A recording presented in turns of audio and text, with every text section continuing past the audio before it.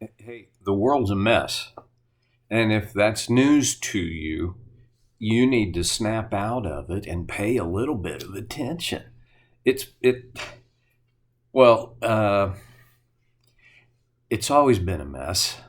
And if that's news to you, then you really need to pay attention.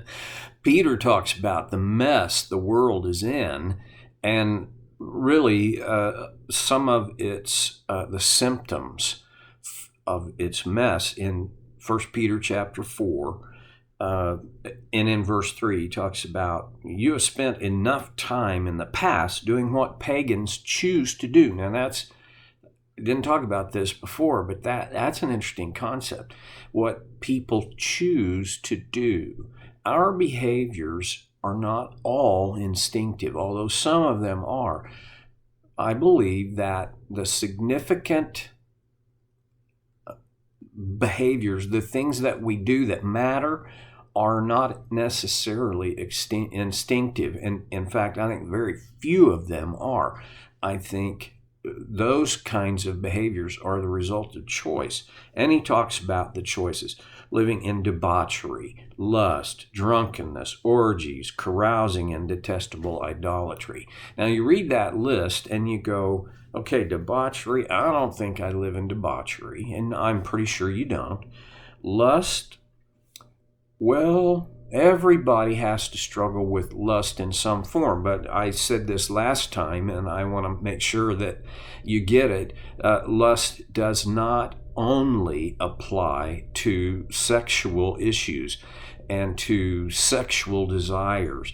Lust is simply desire out of control, desire beyond its intended purpose, desire that goes out of the bounds. That's all lust is. And you can lust lust will apply to anything you can desire, really.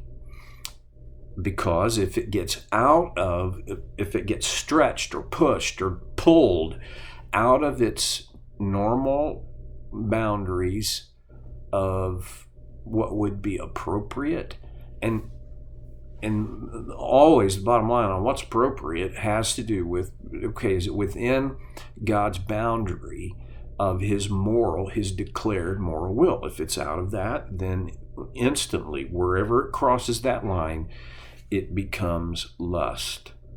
I don't know that lust can ever be good. Like, I lust for God. No, I don't. Maybe. I don't see it. Well, drunkenness. Statistics can be that. I mean, you can make a case for anything if you figured out how to get the right data, right? And then you can make the data look pretty much any way you want it to look by the way you gather the data. I kind of distrust a lot of the surveys and a lot of okay, here are the hard facts, here are the numbers and the data. And even with that distrust, recently saw statistics on the number of addicted people in America, and the number is 33%. One out of every three people, and if this was in the adult population, are addicted. That should be frightening. Alcoholism is as high today and climbing higher in terms of its incidence as it has ever been. Drunkenness, and folks, you know this already. People get drunk on things other than alcohol. In Oklahoma, we have made medical marijuana legal. There are states that are making recreational marijuana legal. I don't know that I'm saying it is a sin to use marijuana. That's not what I'm saying. But what I am saying is, when people use a substance to get drunk, that crosses a line. To be drunk Well, everybody, I guess, has their own opinion on that. And depending on how liberal or conservative you are in your views, the line may be different. But what I am saying is, when I'm no longer in control of my faculties because of a substance, I have to be careful. And getting there by choice, drunkenness, orgies. We live in a very sexual age. Now, orgies are about sex. They, in ancient times, I think of Caligula, who was maybe one of the most decadent of the Roman emperors. And he was not just a little indiscreet. He hosted constant, almost nonstop orgies of sex with many partners. Isn't that today? If you're watching movies and TV, you're rarely going to see a character committed to monogamy. And I mean monogamy within marriage. It just almost never happens. We live in a world that is saturated by orgy. Okay. Carousing, well, carousing, that's just, that's just being inappropriate. And often, my experience as an observer, I'm grateful. See, I was past my mid-20s before I ever tasted what beer tasted like. Didn't like it. I'm grateful. And here's the reason. Because I knew if my dad ever knew that I was drinking beer, and oh, by the way, he would find out.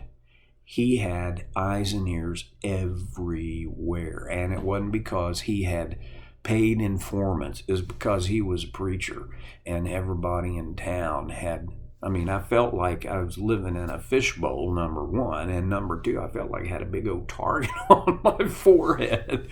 I knew if I did it, I'd get caught. And if I got caught, there would be 2 deaths in my family. My mom would die of mortification, and my dad would just kill me and bury me on the prairie and tell God he didn't know exactly what happened, right? So I'm grateful. I'm grateful that in the period of my life when I had the least amount of self-control available to me, that fear kept me from getting into things that could have. I have acquaintances from high school that they began a ruined life there with carousal. I don't know very many people that carouse solo. Most of them carouse in pairs and groups. Some of it is peer pressure. It's just pure and simple when you're young. You know what I've discovered? There are a whole lot of folks who are no longer young, and that peer pressure is still driving them to do things that they know better than. Carousing. And then the last one is detestable idolatry. We don't do that. I don't know a place in my city that I can go and bow down before an idol. No. Well, maybe I do, and I just don't want to admit it. Maybe I don't have to go anywhere to bow down before an idol.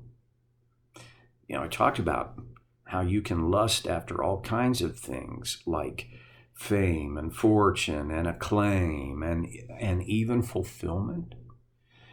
I want to make clear that I only want to toss this out for your consideration.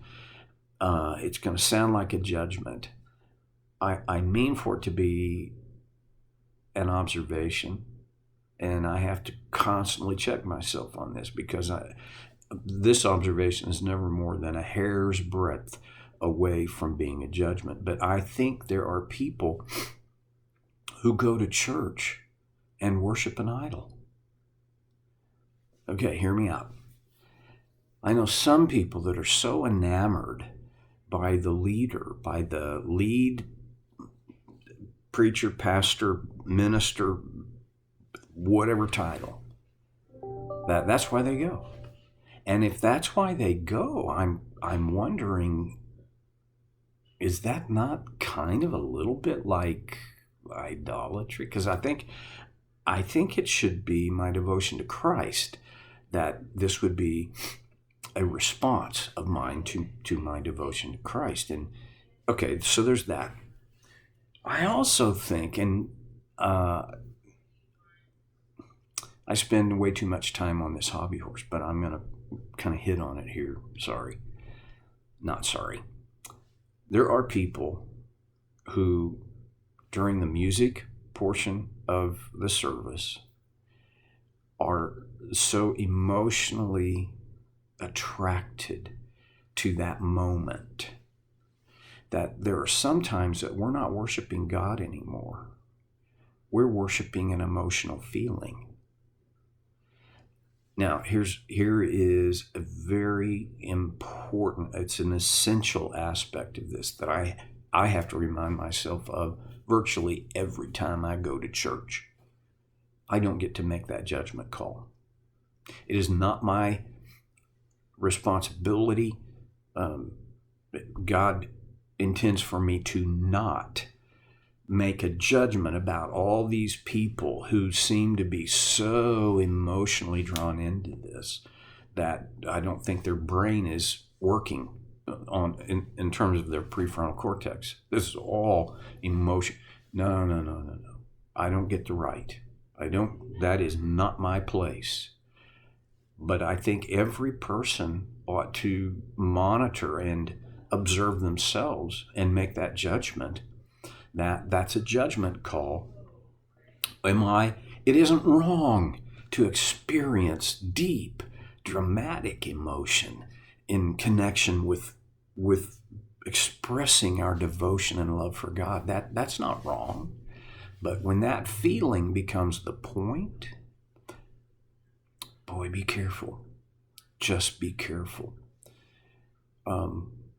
I think the other side of that, while I'm talking about this, deserves a little bit of consideration as well. Do not hide from the emotion that could be attached to encountering this moment of worship with God. When you're touched emotionally, accept it as a gift from God. But don't mistake it. Don't mistake it from authentic worship. Authentic worship can occur without deep emotion. Because what's the point of worship?